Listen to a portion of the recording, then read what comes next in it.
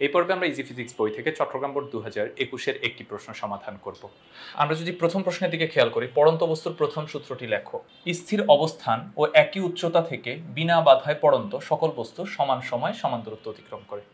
কি কি কন্ডিশন দেওয়া আছে? স্থির অবস্থান ও একই উচ্চতা থেকে, অর্থাৎ দুইটা বস্তুকে স্থির অবস্থা থেকে এবং একই উচ্চতা থেকে যদি ছেড়ে দেওয়া হয়, অবশ্যই বিনা বাধায়, তাহলে যতগুলো বস্তুকে আমরা ফেলবো বা যে দুইটা বস্তুকে আমরা ফেলতেছি তারা একই সময় একই পরিমাণ দূরত্ব অতিক্রম করবে, অর্থাৎ সমান সময় সমান দূরত্ব অতিক্রম করবে।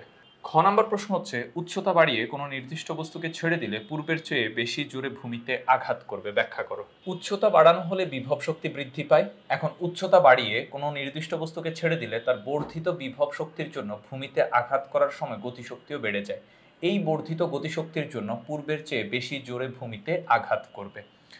এম ভরের কোনো বস্তু ভূমি থেকে এইচ উচ্চতায় বিভব শক্তি ভি সমান এম জি এইচ এবং তার বেগ ভি হলে গতিশক্তি টি সমান হাফ এম ভি স্কোয়ার। এখন শক্তির সংরক্ষণশীলতা নীতি অনুসারে হাফ এম ভি স্কোয়ার সমান হচ্ছে এম জি এইচ বা ভি স্কোয়ার সমান হচ্ছে 2gh। এখানে কি হয়েছে, এই যে 2 যেটা আছে সেটা এই পাশে গুণ হয়ে গেছে, এম আর এম কাটাকাটি চলে গেছে, তাহলে ভি স্কোয়ার সমান হচ্ছে 2gh।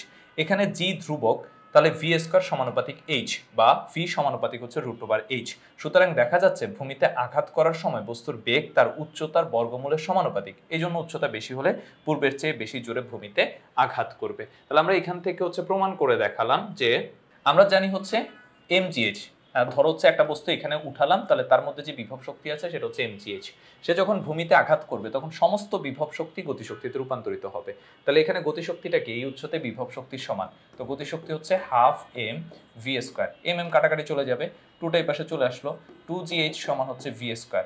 এখন এখান থেকে ভি স্কোয়ার সমানুপাতিক এইচ, কেন 2gh-টা হচ্ছে কনস্ট্যান্ট, বা ভি সমানুপাতিক √h, অর্থাৎ বেগ হচ্ছে দূরত্বের বর্গমূলের সমানুপাতিক। দূরত্ব যত বেশি হবে বেগের পরিমাণ তত বেশি হবে, বা উচ্চতা যত বেশি হবে বেগের পরিমাণ তত বেশি হবে। গ নাম্বার প্রশ্নে বললো, গাড়ির উপর কৃত কাজ নির্ণয় করো। উপর সারণীতে একটি গাড়ির বিভিন্ন সময় বেগ দেওয়া আছে, অর্থাৎ সময় দেওয়া আছে আর হচ্ছে বেগ দেওয়া আছে। আমাদেরকে গাড়ির উপর কৃত কাজ বের করতে বলছে, অর্থাৎ W হচ্ছে Fs। হ্যাঁ, তো আমরা হচ্ছে কৃত কাজটা বের করব। তো এখন সরণটা আমরা বের করতে পারি কি করে, S = U + V/2 whole into t. এখানে টি কত সময় দেওয়া আছে, দেখো টোটাল সময়টা হচ্ছে কত, 4। আদি বেগ 0, শেষ বেগ 20।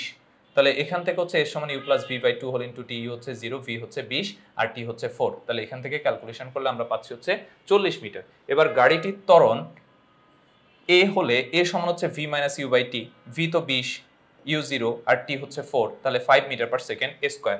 এখন গাড়ির ভর যদি হচ্ছে m কেজি হয়, তাহলে কৃতকাজ W = Fs বা F এর পরিবর্তে MAS। তো m ঠিক আছে, এর মান হচ্ছে 5 পেয়েছি, s এর মান পেয়েছি 40, তাহলে 200 m জুল হচ্ছে কাজ সম্পূর্ণ হবে। তাহলে আমরা এখানে কি করলাম, প্রথমে মোট অতিক্রান্ত দূরত্ব বের করলাম আর এই ক্ষেত্রে ত্বরণের পরিমাণ কত সেটা বের করলাম। তারপর W = হচ্ছে Fs বা F এর পরিবর্তে MA, তাহলে W = MAS। m তো আমরা জানি না, এর মান বের করে বসিয়েছি, s এর মান আমরা বের করে বসিয়েছি।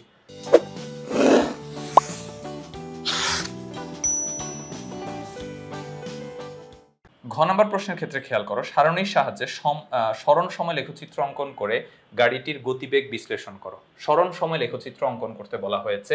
তো সময় তো আমরা জানি 0, 1, 2, 3, 4, কিন্তু আমাকে হচ্ছে সরণটা বের করতে হবে, অর্থাৎ প্রতিটা ক্ষেত্রে সরণের পরিমাণ কত সেটা বের করতে হবে। তো প্রথমে সময় যখন 0, বেগ যখন 0, সরণের পরিমাণ 0 হবে, এটা খুব নর্মাল বিষয়। 1 সেকেন্ডের সময় শেষ বেগ ছিল হচ্ছে 5, তাহলে S = U + V/2 whole into t. এই যে V, এই ভিটা হচ্ছে 5। সূত্রটা কি, সূত্র হচ্ছে S = U + V/2 whole into টি।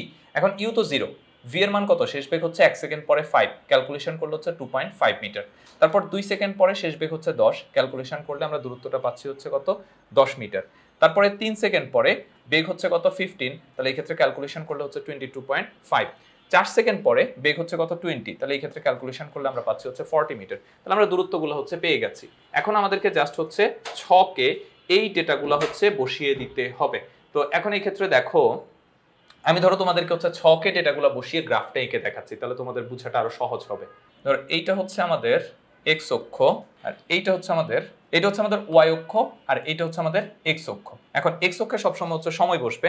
সময় তো আমার কাছে কতটুকু বলা আছে, সময় আমার কাছে বলা আছে 0, 1, 2, 3, 4। তো আমরা ধরো এইটাকে হচ্ছে 0 ধরলাম, তারপর এইটাকে হচ্ছে 1 ধরলাম, তারপর এটাকে 2, তারপর এটাকে 3, তারপর এটাকে 4। আচ্ছা আরেকটু বড় করে ধরি তাহলে সুবিধা হয়।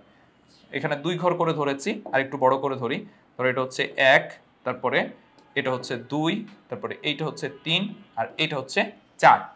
এরপরে হচ্ছে আমাদের দূরত্বের ক্ষেত্রে হিসাব করতে হবে। দূরত্বের ক্ষেত্রে কত দেয়া আছে? 0, 2.5, 10, 22.5 আর হচ্ছে 40।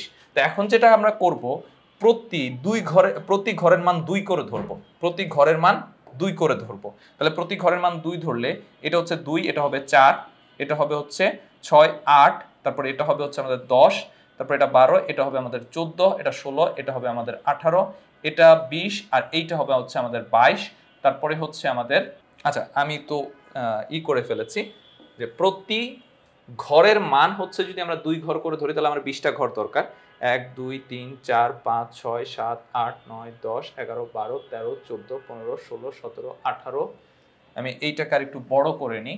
দেখো তাহলে এইটা হচ্ছে 2, তারপরে 4, তারপরে 6, 8, 8 আর 4 12, 12 আর 4 16, 16 আর 4 20, 20 আর 4 24, 24 আর 4 হচ্ছে 28, 28 আর 4 হচ্ছে 32, 32 আর 4 হচ্ছে 36, 36 আর 4 হচ্ছে 40। এই যে আমি ধর হচ্ছে প্রতি ঘরের মান হচ্ছে 2 করে ধরেছি, তাহলে প্রথম ঘর মানে হচ্ছে 2, তাহলে 2 ঘর গেলে হচ্ছে 4। এখন তুমি চাইলে প্রতি ঘরের মান 4 করেও ধরতে পারো, ছোট করার জন্য কোনো সমস্যা নেই। তো এখন আমাদের সময় যখন 0, স্মরণের পরিমাণ ছিল হচ্ছে 0। এরপরে সময় যখন 1, স্মরণ হচ্ছে 2.5। সময় 1, স্মরণ হচ্ছে 2.5। এটা খেয়াল করো, এটা হচ্ছে 2, এই যে এটা হচ্ছে 2, আর উপরে যেটা আছে এটা হচ্ছে 4। তাহলে 4 আর 2 এর মাঝখানে হচ্ছে 3, তাহলে 3 আর 2 এর মাঝখানে যেটা হবে সেটা হবে হচ্ছে 2.5। তার মানে হচ্ছে এই যে এই বিন্দুটা হচ্ছে 2.5 স্মরণের ক্ষেত্রে। তারপরে দেখো তোমার কত আছে? 10। সময় যখন 2, স্মরণ হচ্ছে 10। এই যে সময় যখন 2, স্মরণ হচ্ছে 10। এই যে 8, তারপরে হচ্ছে এই যে 10। তারপরে হচ্ছে সময় যখন হচ্ছে 3, স্মরণ হচ্ছে কত? 22.5। 3 সেকেন্ড আমি এইদিকে উঠবো। 22.5 কত? এই যে 20। 20 হচ্ছে যে এইটা হচ্ছে 22, আর হচ্ছে এটা হচ্ছে 24, তাহলে 23, আর এই যে এই মাঝে এই জায়গাটাতে হচ্ছে 22.5। এটা খেয়াল করো, এটা হচ্ছে 20, এটা হচ্ছে 22। তো 22 আর 24 এর মাঝখানে হচ্ছে 23, তাহলে 23 যদি মাঝে হয়, 23 আর 22 এর মাঝখানে হচ্ছে আমার কত? 23 আর 22 এর মাঝখানে হচ্ছে আমার 22.5। এরপরে সময় যখন হচ্ছে 4, সময় যখন 4 তাহলে দূরত্ব হচ্ছে 40। তাহলে সময় যখন 4, দূরত্ব হচ্ছে 40 কোথায়? এই যে এই জায়গাটাতে। এখন তাহলে আমি যদি সবগুলা বিন্দুকে যোগ করে দিই তাহলে আমি এরকম করে একটা গ্রাফ পাচ্ছি। এটাই হচ্ছে আমার স্মরণ আর হচ্ছে সময়ের গ্রাফ, যেটা আমাকে অঙ্কন করতে বলা হয়েছে, আর তোমাদের বইয়ে হচ্ছে এরকম করে দেয়া আছে।